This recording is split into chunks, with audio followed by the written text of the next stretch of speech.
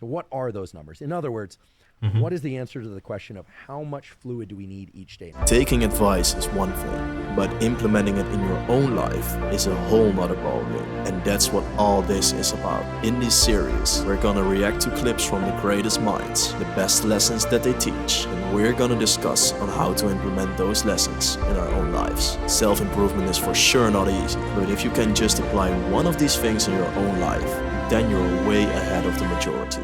This is Real Life Lessons. Hey guys, welcome to episode number 1 of Real Life Lessons. As you've already seen in the intro, in this series we're gonna react to the greatest minds, the interesting lessons that they have to teach, and see how we can incorporate those lessons into our own lives. Because you can listen to a podcast or watch a TED Talk, but if you don't know how to implement these protocols into your own life, then it's very hard to improve yourself. So that's why I think it's a great idea to start a series about this. So if you have any suggestions on what to react to, definitely let me know down in the comments. Today we're going to watch a clip from the Andrew Huberman podcast, where he's going to talk about how to properly hydrate yourself and how much water is optimal to drink every single day to be at peak performance and excel in everything you do. Let's hop into it. How do we actually measure dehydration? You hear different things, like if you pinch the skin on the top of your hand and it takes more than 3 seconds to lay down again flat, then you're dehydrated. You hear that. You hear, okay, if you are to press on your fingernail and see a change in the color of the tissue just below your fingernail, which indeed does happen, and it does not go back to its original color within 1 to 3 seconds, then you're dehydrated. 1 to 3 seconds. Oh, I think I'm good. You hear things like this. If your ankles are swollen when you're wearing socks, you take off the socks and you can see the imprint of the socks on your lower limbs, that means you're dehydrated. You hear this kind of stuff, and you should probably be wondering, is any of that true? To some extent, it is true, although it can vary quite a bit by how old you are, whether or not the skin on the top of your hand tends to be looser or not, depending on whether or not you're leaner or not. So in other words, those are not absolutely objective measures of dehydration. You may be surprised to learn, and I was surprised to learn, that most of the basis for these statements, like even a 2% dehydration state can lead to significant reductions in cognitive or physical performance, are based on not direct measures of hydration, but rather on measures of reductions in water intake.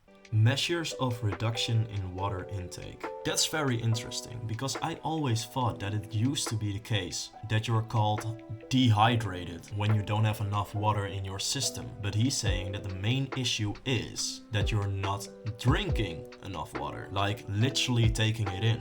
Which is a different thing, right? It's saying that ordinarily a person of a given body weight needs X amount of fluid per day, and when they get even just 2% less than that amount of fluid, then their cognitive and or physical performance is impaired, rather than focusing on dehydration of tissues. That might seem like a subtle distinction, but it's actually a meaningful distinction when you think about it. However, there are formulas that can put you into very stable frameworks. That is, levels of water intake for periods of rest when you're not exercising and for when you are exercising, that will ensure that you are hydrating, with the one exception being if you are exercising or if you are living in very, very hot conditions and you're not heat adapted to those conditions. So what are those numbers? In other words, what is the answer to the question of how much fluid do we need each day? And here I'm referring to fluid. I'm not distinguishing between water, caffeinated beverages, soda, tea, and so on. I'll discuss that in a moment. Okay.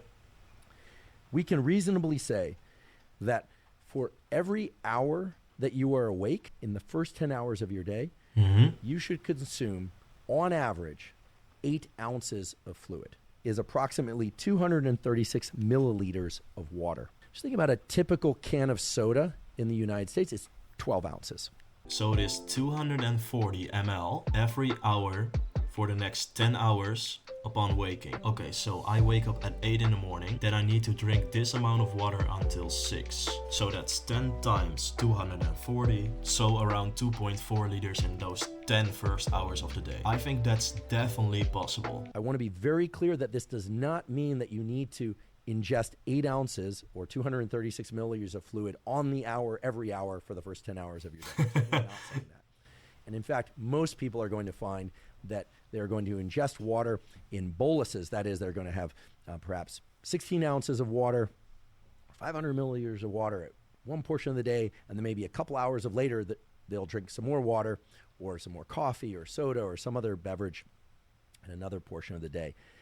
I do think, however, it's important for most of us to take a step back and ask ourselves whether or not we are, in fact, ingesting 80 ounces or basically 2.4 liters of water for that 10 hours of the day that spans from the time we wake up until 10 hours later. I think a lot of people are not focusing on that right now. You could make it very easy for yourself if you want to. One thing that I do every morning is drink 2 glasses of water when I wake up. So the glasses that we have here are those big ones. So it's around 250 ml. So I already drink half a liter of those 2.4 liters in the morning. And that for me makes it so much easier to get to my water goal at the end of the day. I always thought that 2 liters was the perfect number for getting enough water, but I was wrong. The reason I'm setting this 10-hour framework is that it turns out that your fluid requirements, even just at rest, are vastly different in the time from when you wake up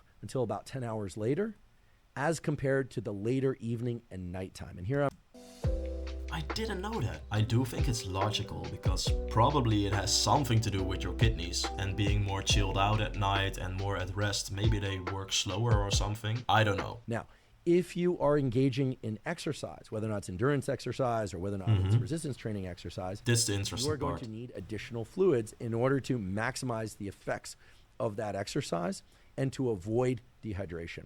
And there too, we have some excellent numbers that we can look to. Excellent because they arrive from research. There is a simple formula for how much fluid to ingest on average. Keep in mind this is on average when you're exercising. And I refer to this as the so-called Galpin equation. The Galpin equation states that you should take your body weight in pounds, divide that by 30, and that will give you the number of ounces of fluid to ingest every 15 to 20 minutes on average while exercising. Okay, but that number that's coming out of this equation, is that on top of the water that you already need to intake or separate? Okay, so I am 190 lbs. Divided by 30 is around 6.4 ounces every 15 to 20 minutes when I'm exercising. That's very decent, and I think most people will get there, maybe even more. When you're sweating that much, you want to drink water. If you were to take the hour of exercise or the half hour of exercise or the 3 hours of exercise and ask how much fluid to ingest, it's going to be that Galpin equation of body weight in pounds divided by 30 equals the number of ounces for every 15 or 20 minutes. Okay. Of course, I can already hear screaming from the back, what about for those of us who follow the metric system? And there's a simple translation of the Galpin equation, which is that you need approximately 2 milliliters of water per kilogram of body weight every 15 to 20 minutes. Which then prompts the next question I often get, which is the amount of water that needs to be consumed according to the Galpin equation during exercise on top of... Yeah, that's what I wanted to know. That is, does it replace the amount of fluid that one needs at a basic level, that 8 ounces or 240 milliliters? And there, the answer sort of goes both ways. I think if you're going to exercise, then obviously follow the Galpin equation in some way. Again, you don't need to be ultra specific about this. These are ballpark figures that will ensure hydration. So we've set them a little bit higher perhaps than needed to ensure more hydration rather than less.